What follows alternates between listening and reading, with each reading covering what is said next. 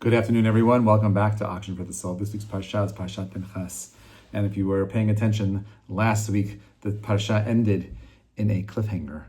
At the end of the Parshat Balak, the Jewish people descend into idolatry. This was a brilliant plan executed by the Bilam and Balak.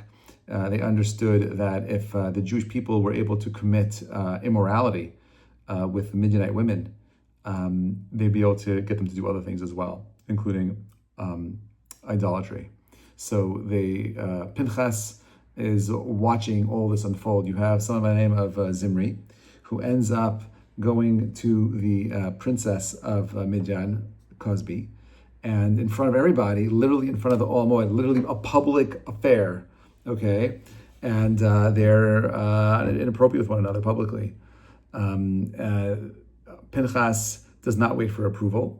He recognizes that this is completely inappropriate and the beginning of the breakdown of civil society. He acts, he takes out a spear, he impales Zimri and Cosby in front of everybody.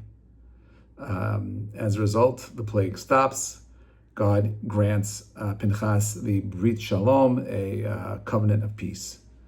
Now, a couple of things. What was Zimri thinking? What was going through his head? He was a prince of the Jewish people, certainly understood the laws. And the Midrash actually says something fascinating. He says that he saw that the Midianite plan was working. What the Midianites do, they knew that Jews like to wear linen, and they had set up all these linen shops. They had an older woman out in front and a younger woman in the back. All of that, both of them were harlots, and they understood how to pull in people. So what ended up happening is the Jews would go there, go to the markets. They would trade, become friendly. They'd go into the back room. They had a beautiful woman who was very flirtatious. She would tell the guy, I'm madly in love with you, whatever it is. And he'd say, okay, let's go. She would offer him wine, stir up his passions. And he'd be like, okay, let's go. Let's have this intimate moment. And she'd say, wait, before you do this, you have to worship my God, my idol. And their God was Baal. How did you worship Baal? You defecated in front of it. So what's the big deal? You go to the bathroom anyway, it doesn't really hurt. But no, this was their process. You desensitize a person and his moral beliefs and truths, and eventually you're going to do whatever you want. So now the Jewish people are involved in both immorality and idolatry. So Zimri's logic, according to one opinion, is that he said, they're doing this in private, let's do it publicly, so that at least they're just doing the immorality part and not the idolatry part. The idolatry part, well, that's worse. Immorality happens, that's going to happen in every society. But idolatry, God hates that. So let's just go ahead and get rid of the idolatry. So he'll go ahead and do this publicly to show people, just do the immoral acts publicly. Therefore, you won't come to do the immoral practices of idolatry in private. But the Torah says very clearly, "Lechen emor hineni noten lo et briti shalom." Right? God said, "I'm going to give Pinchas this brit shalom." Now, Pinchas, the pasuk before says very clearly, "Pinchas ben Elazar ben Aharon haKohen heshiv et chamati ma'al bnei Yisrael b'kano et kinati b'tocham v'lo kiliti et bnei Yisrael b'kinati." Pinchas, son of Elazar, the son of Aaron, the priest, he went ahead and he was able to divert Hashem's anger from the Jewish people by his his zealotry, avenging God among them, and therefore he did not destroy the Israelites because of his kinati, his zeal. So now he gets this Brit Shalom. But Rashi points out, why do I have to call him Pinchas ben Elazar ben Aharon HaKohen? Right? So Rashi says, the Shvatim were making fun of him. They're denigrating him. Haritem ben puti zeh shepitem avi imo agalim la'avodah zarah v'harag nasi shel Yisrael. This guy Pinchas, who does he think he is? He's just a low life, whose grandfather is Yitro. Yitro is a Midianite, right? Moshe, by the way, married a Midianite. When Zimri goes to and does this act with Cosby, he looks at Moshe and says, "What do you mean?" He's like, "You married a Midianite. Why can't I be with a Midianite? What's the big deal? Clearly, it's okay. You're the leader. You did it. Why can't I do it?" And now the Jewish people are making fun of Pinchas. Lefikach, Rashi says, Ba'katuv v'yichaso achar Aharon. Meaning there is a side over here to say that maybe this ruthless nature that you see in Pinchas is an expression of his grandfather's lineage. Midianites are a very harsh people. Aaron is a ohev shalom, rodef shalom. If he was coming from Aaron, he wouldn't be someone who's running after, this very violent act of zealotry. Maybe he would find a way of peace. Pasuk is kind of say, no, the nature of Pinchas is to be an ohev shalom and a rodef shalom like his grandfather Aharon HaKohen. And even still, Pinchas is able to overcome his nature and do something that no one feels comfortable doing. You've all been in situations where you find yourself feeling like you should stand up and say something, but don't necessarily have the courage. But yet somehow Pinchas sees what's going on, and he recognizes something has to change here, something has to go. The question is, why does Pinchas merit this brit shalom for committing an act of violence? Why was it correct for him and potentially wrong for anybody else? So the Midrash Tanchuma tells us that Pinchas was criticized. We know that already, right? Look at his grandson, look at the father, and so on and so forth. But Pinchas acted, Midrash says, his act of committing this violence came from a deep sense of love for God and responsibility, not out of anger or personal pride. He acted out of zealousness for me. Bikin'o et kinati, Rashi says. Right? Bikinamo et nikmati. By avenging my vengeance. Bikitzpo et kesef shaya liktsof. Right? My vengeance, expressing indignation on my behalf, every instance of kina, right? Kol lashon kina hu hamitchara l'niko nikmat davar. Right? Anytime you see this word of zealousness, it tells us that there's it's contending in order to avenge a particular matter, right? It is this deep ability of being very, very focused, right? For me, not for himself. Rabbi Jonathan Sachs, he says that leadership sometimes means standing up against the crowd. The test of emunah, of faith, is whether we can stand firm in the face of ridicule. They're making fun of you, hostility, rejection, knowing that we may never ever be vindicated in our lifetime.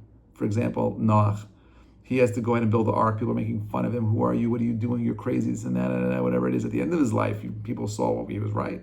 Avraham smashing the idols of his father, right? He's showing them that, hey, you know what? I got to do what's right. It doesn't matter what the consequences are going to be. Moshe defending Am Yisrael against the Malachim and God for the golden calf. Pinchas reminds us that sometimes leadership is not about being liked, it's about being right. Rav Hirsch makes this distinction between righteous kin'ah and fanaticism. What's the difference between a fanatic and a righteous zealot?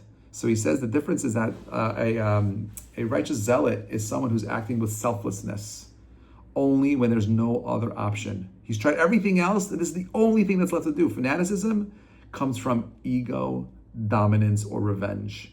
Pinchas didn't create a precedent for mob justice.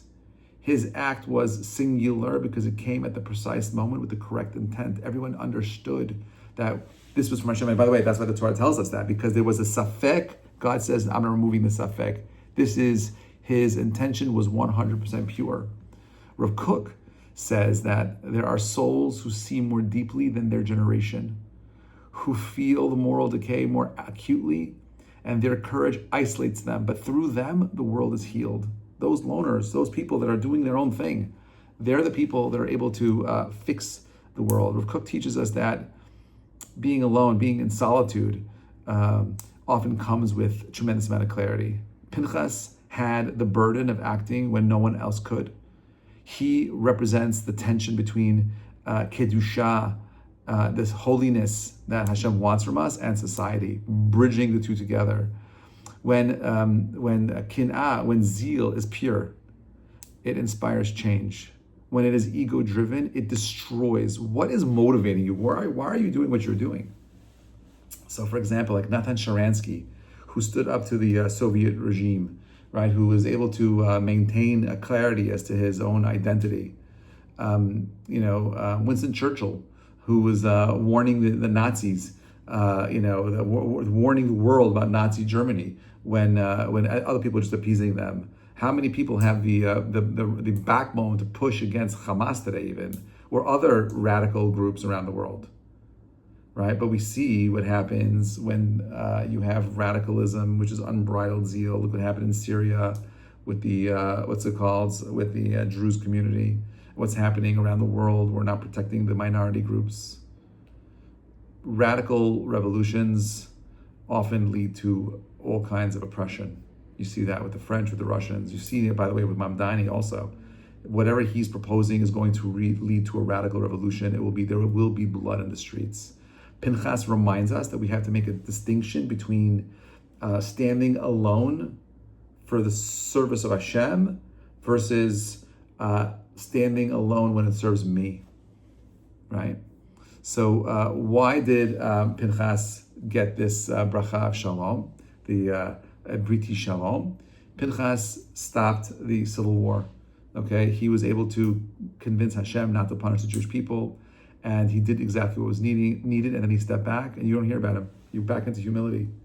The definition of an anivut is knowing when to be big and when to be small. He became really big. Killing someone is not easy. That's not his nature. He did not want to do it. Peace is not passivity. It is the restoration of order and sanctity that brings back peace. And therefore, the question ultimately is, do we have the moral courage to act, to have humility, to know when to stand up and when to step down? Are we willing to isolate ourselves, knowing that it may save other people? Courage is not about ego or aggression, but a deep, selfless devotion to emet and truth. That's the lesson of Pinchas. He's willing to stand alone because he knows that what he's doing is not about him. It's about serving the greater good. Let me end with a question. Have you ever witnessed someone standing up alone for what was right? What happened? I'll give you an example of someone standing up for something that is wrong. Those girls who were tearing down those posters of the hostages. Those people were doing the wrong thing, even though they thought it was right, but motivation was selfish. That was part of the crazy kinah, the zeal. I'm going to go ahead and show the Israelis, not even knowing that little people, little children, old, elderly were taken captive and ripping it down for what? Because of political, right? But when you're doing what is right, the people that said, hey, you know what you're doing is wrong, you're taking this down, who's going to be remembered in history, right? The people that stood up to those people and said, wow, like what you're doing is wrong, or the people that were doing the crazy stuff, tearing it down. How are you able to check your motives? How do you know that what you're doing if you're doing something properly? How do you know you're acting courageously? These are very difficult questions. And if you don't have a mentor or someone you're speaking them through, you're probably making a mistake. Everyone needs someone to chat with. Everyone needs someone to discuss this with. Pinchas was a student of Moshe. He had his Rebbe. He had someone he could go to and have this conversation with. So therefore, I'm going to end with the following. Pinchas reminds us that courage is not about comfort.